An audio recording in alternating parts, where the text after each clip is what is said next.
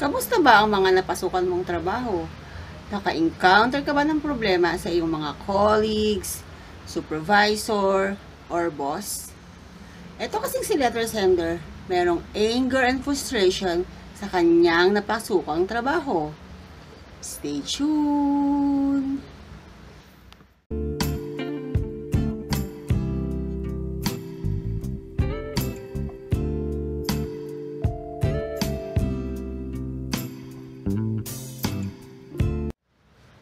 Hello guys! Welcome back again to my YouTube channel. So isang interesting na naman na letter ang aking babasahin sa inyo guys. Alamin natin kung ano ang mga naging problema nitong letter sender natin sa kanyang pinasukan trabaho. Pasok! Hi, please hide my identity. I just want to release these anger and frustrations. Please, I hope you post this para maging aware ang company at mga employees as well. I'm working at a local bank and this year, na-regular ako. My anger issues here is diba dapat confidential ng mga payroll accounts? Para sa company namin, freely na-check balance ng co-work ko kung magkano ang nakikredit sa salary namin. Kung makapag-compare sila, akala mo same kayo ng level of experience. Bakit ang laki na nag-credit kay ganito, kay ganyan? Tapos, noong nakuha ko na ang aking regularization pay, tinanong ako magkano ang nakuha ko. Ang sinabi ko na lang, maliit lang nakuha ko. Pero nagulat ako nung chinek nila. Grabe yung kaba at inis ko. At nagsuggest sila na i-treat ko sila dahil sa nakuha ko. Triggered talaga ako dahil after i-announce na regular na ako, the next payday nagpakain ako kasi ganun daw talaga. Sabi ko, sige, pa-thank you na rin. At ito na nga, may darating kaming bonus. Gusto na naman nila ay i-treat ko dahil first bonus ko daw. Sobrang nagpintig talaga ang tenga ko sa inis. Sinagot ko na hindi halata ang inis ko. Ma'am, may bonus din kayo. Mas malaki pa nga sa akin dahil matagal na po kayo dito. Lumala pa ang inis ko nung sinabi niya na ganoon talaga kapag bago lahat ng una makukuha mo ay kailangan mong i-share. Sa isip-isip ko, wow, kapal naman yan.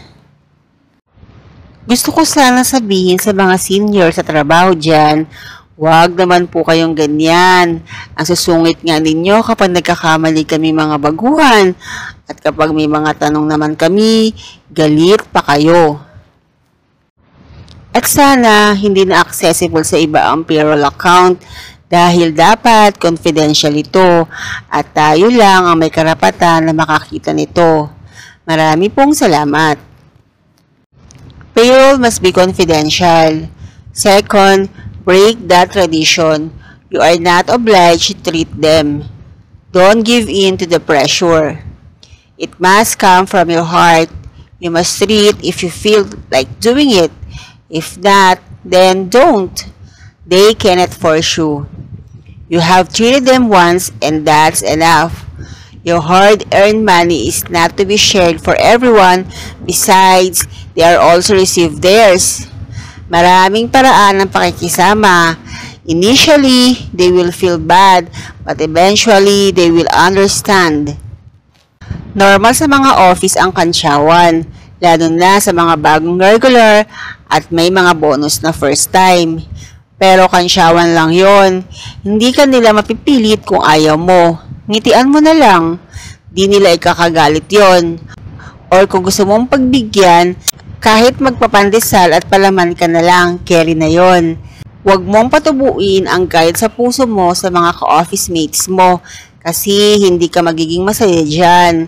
Toxic yung papasok ka araw-araw tapos maiinis ka pag makikita mo sila. But I agree sa confidentiality ng sahod. Discuss mo yan sa mga superiors mo. Sadly, ganyan ang kultura natin. Obligasyon mo pa at hindi depende sa free will. Yung tipong minsan panay parindig na magpakain ka. Kung di mo bet, wag Wag na lang, kaysa sumama ang loob mo at sumakit pa ang tiyan nila. Pero ang panlibre ay pakisama kuno. Magastos makisama sa kultura natin. Okay lang man libre, lalo at happy ka naman. Pero it's not your obligation every time na may sahod, bonus o kung ano pa man. Run sa toxic environment. Ay apply ka na sa iba for your peace of mind. Dami pang kumpanya na tatanggap sa'yo. Sa amin, ganun pag first salary mo. Mga matatagal na at regular na sa trabaho yung nangungunang magsabi.